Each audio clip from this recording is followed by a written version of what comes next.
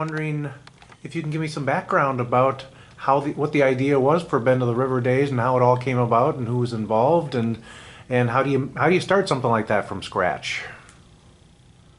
Well, you have to keep in mind that this was 30 some years ago. Yeah. But it was, we had the parade, the Centennial Parade, and it was, people seemed to enjoy that, and there was a lot of talk about that. And some of us, and I don't know how it happened or how we got together or whatever, but started talking about, well, why don't we continue this? How about doing this, making it an annual thing? Okay. At the time, Mankato didn't have an annual celebration. Who got the Centennial Parade and that sort of thing going? Was See, that a that chamber I of don't- okay. I don't remember. I think the chamber had a lot to do with that. I think Roger Nygaard was the chamber exec at the time, and I don't know who was involved in the Centennial Parade. But when it may very well have been Mark Savantage. Mark, um, um, Bob Warnicki, myself, Lou Hove, and Kerry Robb seems to me was involved when we started talking about having an annual event, an annual parade. And the parade, our thought was, we weren't doing it as a money maker, or we weren't trying to make any money at it.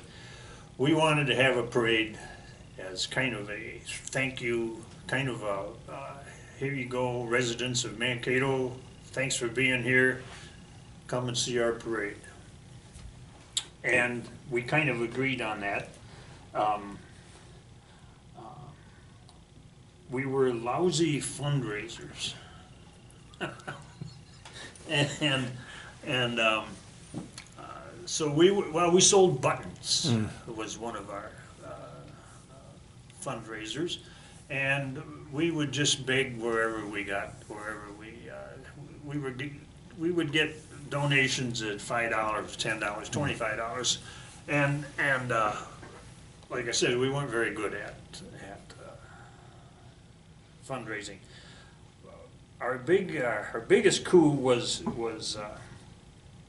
Bob Warnicki went to the telephone company, and I think Dave Lindenberg was involved then, and Dave gave Bob a check for $250, and we thought we were big time then. That was the largest donation we had ever, and Bob lost the check. And he was devastated. He didn't know what to do. We had this check, and he lost it, and he had to go back and talk to Dave, and they understood. I don't know whatever happened to the check. Bob doesn't. Nobody knows. But anyway, they did give us another check for that. And I was trying to think. I don't know. I think the chamber kept the money. I think we just, everything that we got was and we just wanted to raise enough. We tried for the parade, the main item we were looking for. We wanted to have as many bands as possible, and so we would end up with 8, 10 bands sometimes in a parade of 115 or 120 units, whatever it was. And so we would pay their transportation costs or something, and then there was some guy with his ox cart, 2 oxes, he charged to come down from Montevideo or wherever he was from. But so that's the reason for raising the money. We weren't trying to start a fund of any kind. We just wanted to make sure we had $400 or $500 left over for next year. That was our big goal. If we could have the parade and have a few bucks left over, we considered that a success. Well, Jack McGowan too, I didn't mention Jack. Jack came in a little later, but we had, well, we used to meet down in the little, about once a month, we would meet in the little restaurant downstairs in Brett's. Oh, the Brett's Hideaway, I think it was called. Yeah, something like that. We would meet there about once a month during the off season, and when it got into spring, we would start to panic, and we would meet a little more often. But one of those meetings, some guy, we had been probably 2 or 3, 4 years into the thing. We did this group of people did put the parade on for 10 years, and then we kind of moved on. But one of those meetings, some guy came in, I had never seen him before, and we didn't discourage anybody from coming. We were looking for as many volunteers as possible. And this guy came in and participated in the meeting and everything, and he says, you know, I think there should be a Commodore. Because we had this homemade float thing that was supposed to look like a paddle boat and all of that. And this guy says, well, I think we should have a Commodore. And that was the last time we saw him. That's the only meeting this guy ever showed up at. And nobody wanted to be the Commodore. So we kind of took turns. I was a Commodore, man, I don't know, 2 or 3 times. But we had to ride on top of this float that the Queen, the Bend of the River Days Queen rode on. And we had to climb up on top of this thing. It was just kind of a big box, and we had an enormous replica of the button on the side. It was pretty shaky. Until McGowan got there. Jack, he decided that it should produce a little smoke. We needed a whistle and some smoke. So Jack rigged this thing up, and you couldn't get up in that little area where this black pipe was belching this black smoke, because you'd get this soot all over you, and so everybody kind of ignored that area. But that was Jack's. I always thought it was Jack's big contribution to and to the parade, the whole deal, because he did add an awful lot of energy to the thing. And by that time, we were kind of, thinking, well, I don't know whether we're going to do this again this year or not. And we continued to every year. It was like pulling teeth to get donations. I mean, to get contributions. But we continued to. We would raise enough, and we'd have our parade. And then we were always careful not to butt up against North Mankato Fun Days. Yeah. So we would our assembly area, if I remember right, the first few times was in the Hy-Vee parking lot, where the Hy-Vee was. It was just a big vacant area. So we could assemble everything there, and then Hy-Vee started construction in there somehow. So we had to move it. We moved it, the assembly area, down to West High School, and which seemed like an excellent place to do this, because we could use the floats would be on the parking lot.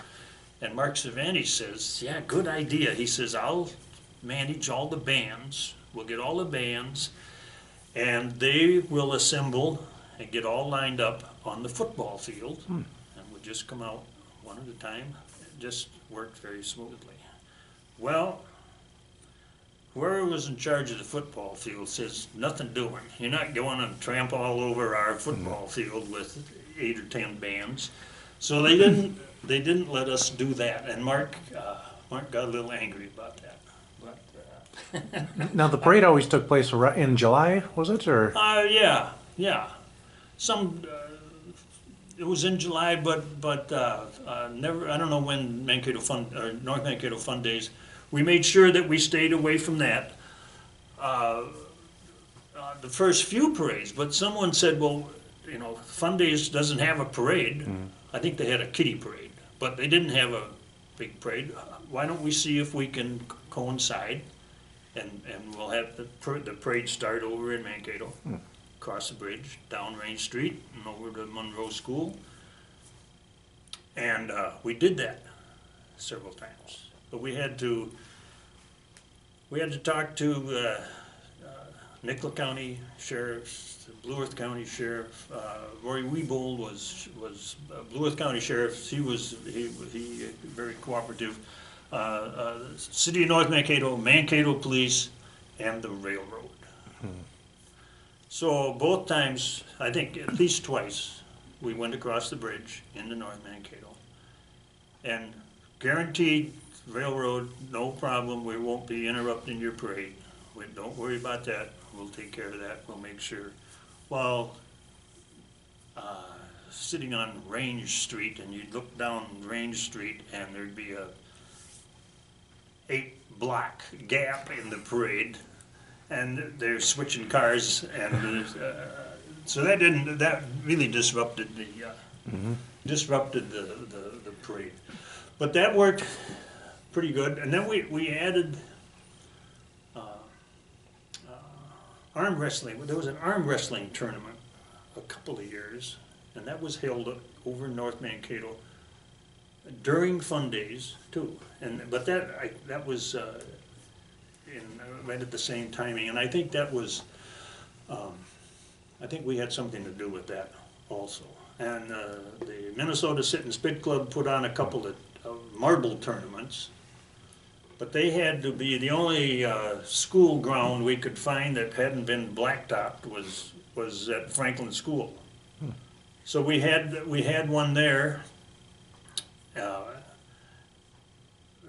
Once I think during it was one of the things going on during Bend of the River Days, and we had one out at Sibley Park also. We had to have dirt to scratch that circle and dig a pot and dig a hole in the ground for the marble tournament. But we didn't.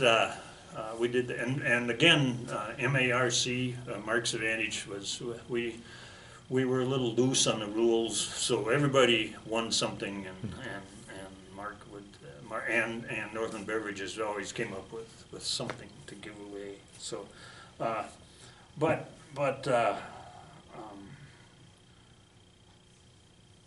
it was one of the times we were, I think it was the first or second year, we had the staging area was at Hy-Vee, and we had Miss Handicapped Minnesota was going to ride in the parade.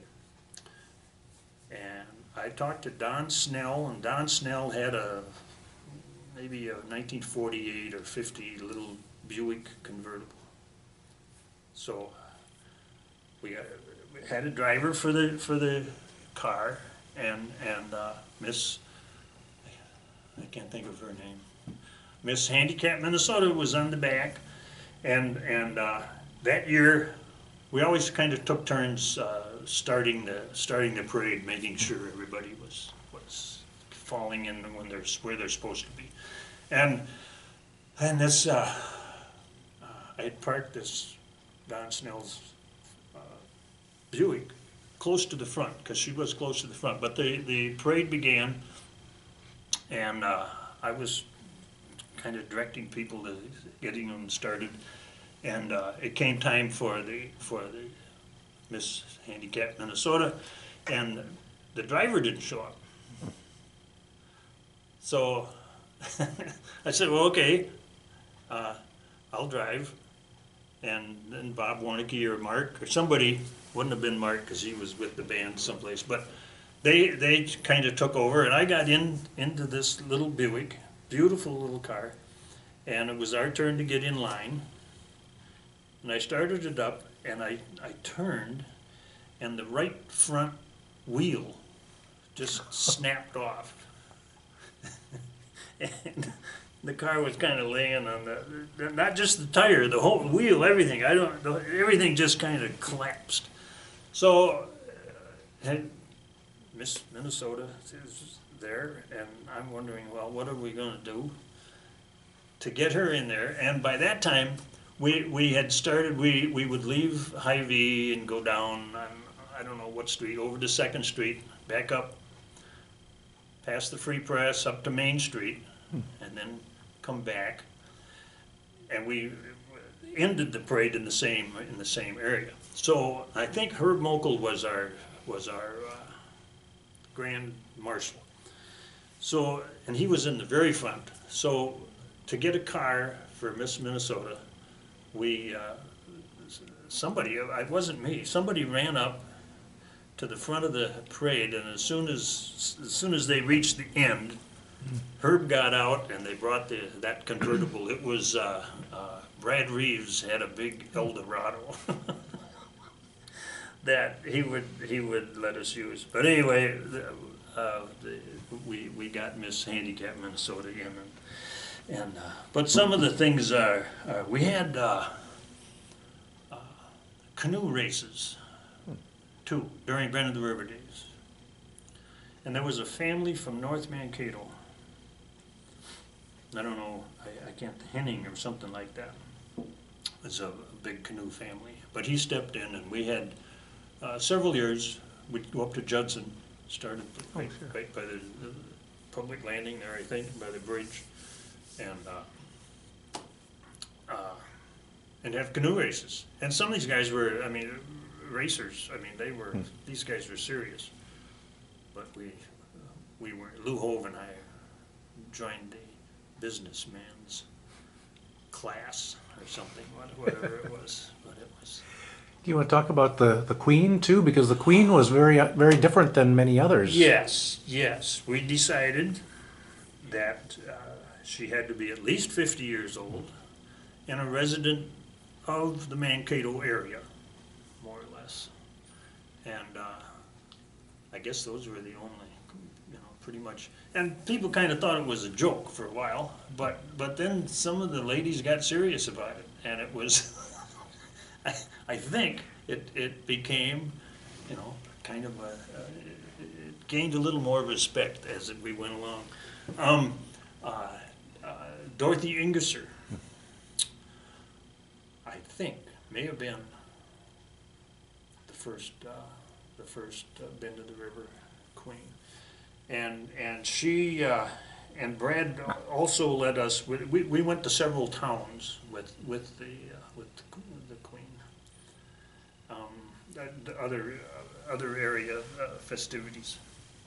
And Dorothy said, well, she'd go over to ride in New Ulm's parade if I'd go with her.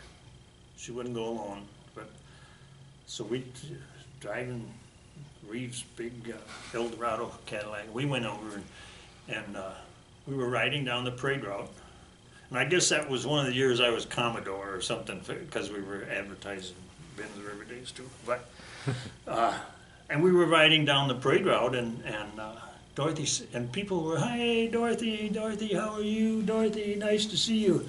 And Dorothy says, "Jim," she says, I didn't know so many people knew me here in New Ulm. But we had our names on the side of the, I don't think she realized that, but on the side of the car. But yeah, Bend of the River, the River Days Queen, and I'm not sure how we picked that. I mean, I don't know if we had any ceremony for that or not. I don't recall how we determined who the Queen. But we did that for 10 years, and I'm not quite sure. My theory is that Roger somebody, insurance guy, Prudential insurance guy, Roger somebody, Norland? Roger Norland, Roger Nyquist or huh? I think he's still around too. But Okay. I don't. But a couple guys, um,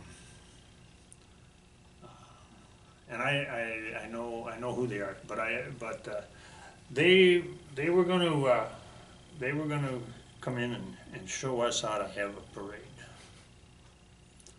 Okay, and we were all of us were getting kind of tired of the whole deal anyway, so they kind of stepped in. Well, we did take the corn crib was the nickname for the float for Okay. our boat, our paddle wheels. We did take it down to the Aquatennial. We were in the Aquatennial parade one year with it, and which was kind of, and I don't know, Jack hauled it down there and pulled it back, and it was just. It may have been built on a mobile home. Okay, chassis? Or? Yeah, I'm not sure of that, but Jack handled getting it down there and getting it back, and it was not very professional. Well, what was the name? I'm trying to remember. I remember there was a... Oh, Didn't have the name on the side? Yes, the first steamboat that came up the river or something. There was a name on it.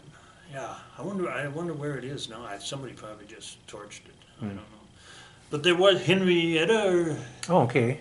Henrietta was one of the first... was it? Well, I don't think that doesn't sound right. But yeah, it was not a. It did kind of look like a corn crib. Now that I think of it. But that was we had a lot of fun with that. But I think what happened is these guys got together. We had the Commodore had one of these little white captain's hats, with the cardboard bill on it, like $1.69 at some souvenir shop thing. And we passed that hat around. We were very careful with it. It was cloth. The white part was cloth, but everything else was cardboardy thing.